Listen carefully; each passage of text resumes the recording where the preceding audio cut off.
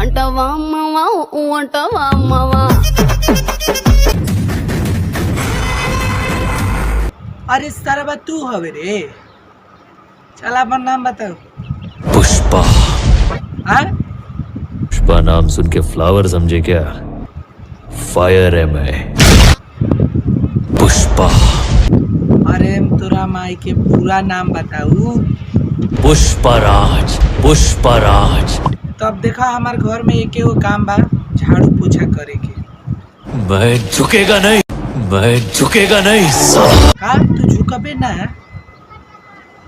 तो का करबे? खड़े खड़े पोछा मार दी। बड़ा हरामी हो बेटा। अच्छा लगा ना मैं? बड़ी खूबसूरत है, बड़ा सुअर लेखा मुंह बा।